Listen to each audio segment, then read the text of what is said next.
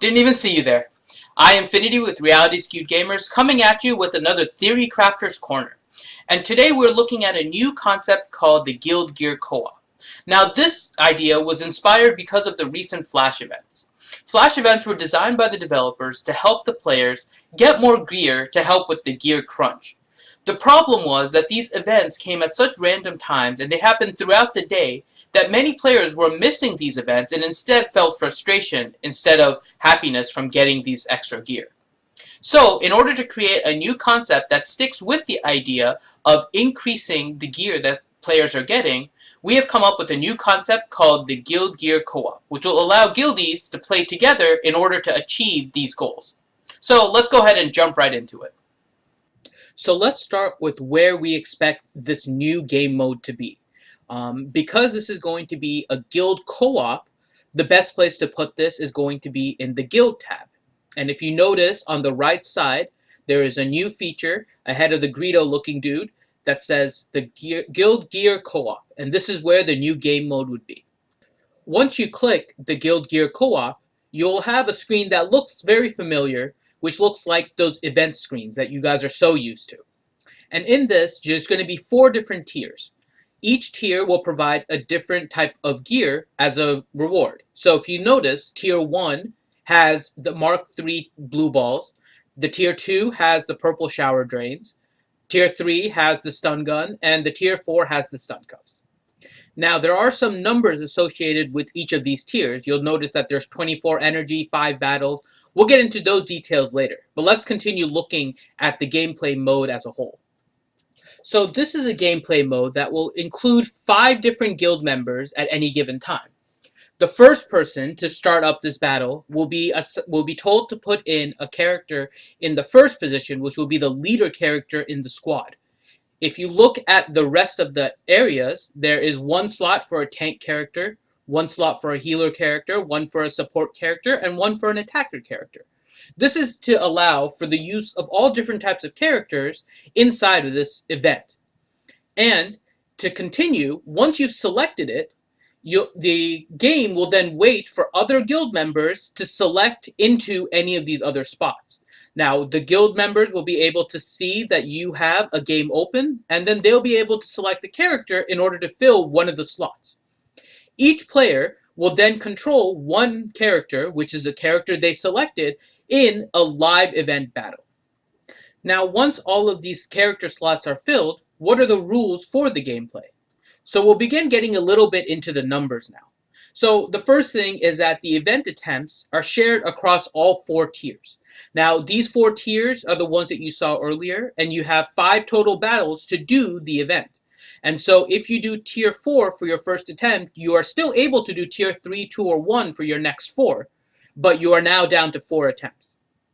The rewards will include 1 salvage piece per gear that will be guaranteed, in addition to other miscellaneous drops, such as credits, droids, ally tokens. Now, the 1 salvage will be per attempt. So if you do 5 different ones, you'll get 5 different gear pieces. Or if you do 5 tier 4s, you'll get 5 stun cuff salvage. So you'll be able to pick what kind of gear that you're going to be getting.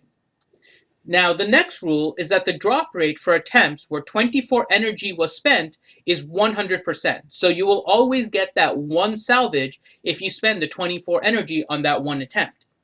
After your 5 attempts, however, players may continue to do the different tiers, but the drop rate then changes to what is the same as the light side or dark side normal battles, which means that the price of the battles will go down to 10 energy, and the drop rate will also go down to 20%.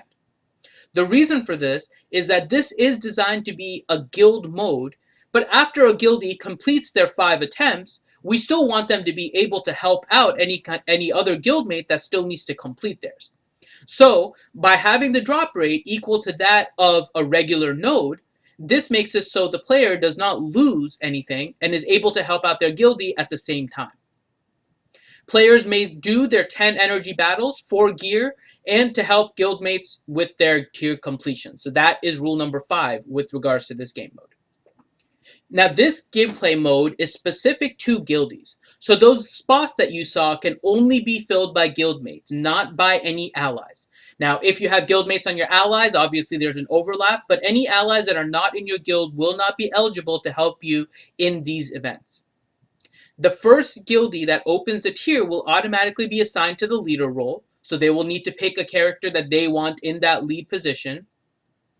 And other guild members will then select one character into one of the available slots. So they can pick whether or not they want to put in their tank character, an attacker character, support, or a healer character. Players will be able to control those characters in the live battles. So these are not going to necessarily be AI controlled. However, there will be a timer of 10 seconds. So if a player takes longer than 10 seconds to make an action, the AI will take over. Or if the player wants to set their character to auto, the AI will control them entirely.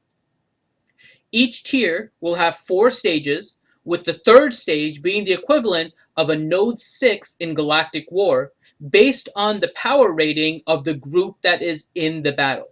So if you have players that have really high power levels, your third stage will mean that you're going to have a pretty hard Node 6. So this is designed to have some kind of teamwork associated with it, with all of your guildies, and to also make it so if you have better characters, it's still not a complete cakewalk.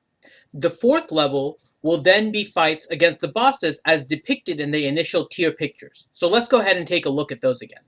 So you'll see that tier 1, the final bosses, will be an Ayla and a Thrawn.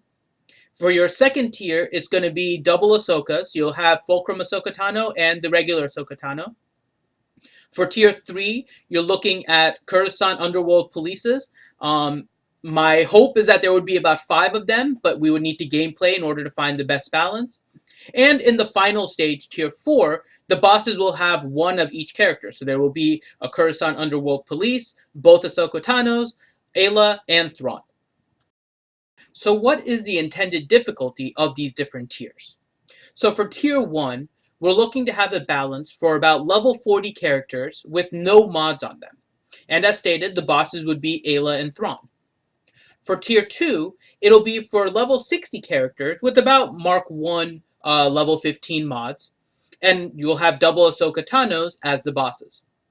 For tier 3, it should be balanced for level 75 players and characters with Mark 3 mods, levels 15, and the bosses would be 5 Coruscant Underworld Polices.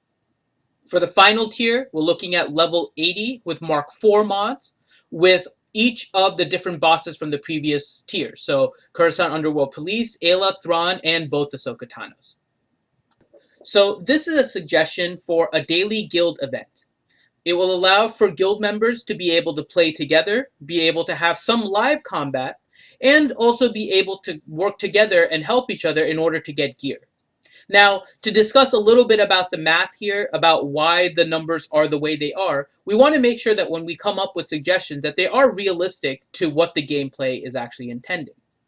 And with the numbers that were provided, the 24 energy per battle to get the guaranteed 1 salvage results in having 1 refresh that allows you to do your 5 battles. So if you do 5 times 24, it's 120 energy. So 1 refresh will allow you to complete all of your different battles. The reason for the drop rate of only getting 1 salvage per attempt is because if you look at it through the current drop rate, which is 10 energy resulting in about 20%, spending 24 energy for 1 item will result in roughly double the drop rate over the long haul compared to just doing the regular 10 energy regular nodes. And so we wanted to increase the gear that players were getting, but not to such an amount that it really doesn't provide any benefit for CG to be able to have people buy gear. So there is a balance that we're trying to strike here, and that is the reason why the numbers have been set accordingly. So this was our suggestion for a new gameplay mode that would allow for guildmates to work together and accomplish tasks. I am Finity with Reality Skewed Gamers, signing out from this edition of Theory Crafter's Corner.